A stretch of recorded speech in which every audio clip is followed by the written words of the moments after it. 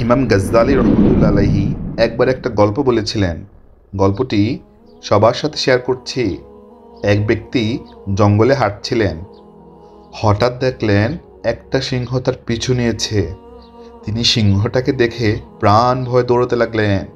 কিছু দূর গিয়ে তিনি একটি পানিহীন কুয়া দেখতে পেলেন। তিনি চোখ বন্ধ করে ওই কুয়োতে দিলেন ঝাঁপ।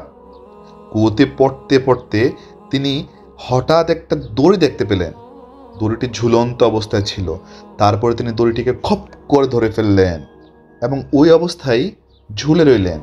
উপরে চেয়ে দেখলেন কুয়ার মুখে সিংহটি তাকে খাওয়ার অপেক্ষায় দাঁড়িয়ে আছে। কুয়ার নিচে একটু চেয়ে দেখলেন বিশাল একটা সাপ নিচে নামার অপেক্ষায় আছে। কখন সে নিচে নামবে? বিপদের উপর আরও বিপদ। তারপর তিনি দেখতে পেলেন একটি সাদা আর একটি কালো ইঁদুর তার দড়িটি কামড়ে ছিঁড়ে ফেলতে চাইছে। এমন হিমশিম অবস্থায় কি করবেন? যখন তিনি বুঝতে পারছিলেন না, তখন হঠাৎ তার সামনে কুয়াতে লাগানো একটা মৌচাক দেখতে পেলেন। তিনি কি মনে করে সেই মৌচাকের মধুতে আঙ্গুল ডুবিয়ে তা চেটে দেখলেন। সেই মধুর মিষ্টতা এতই বেশি ছিল যে তিনি কিছু মুহূর্তের জন্য উপরের গর্জনরত সিংহ, নিচে হাঁ করে থাকা সাপ আর দড়ি কাটা ইঁদুরের কথা বেমালুম ভুলেই গেলেন। ফলে তার বিপদ অবশ্যম্ভাবী হয়ে দাঁড়ালো।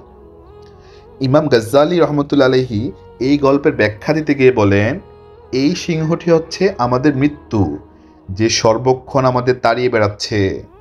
সাপটি হলো কবর, যা আমাদের অপেক্ষায় আছে।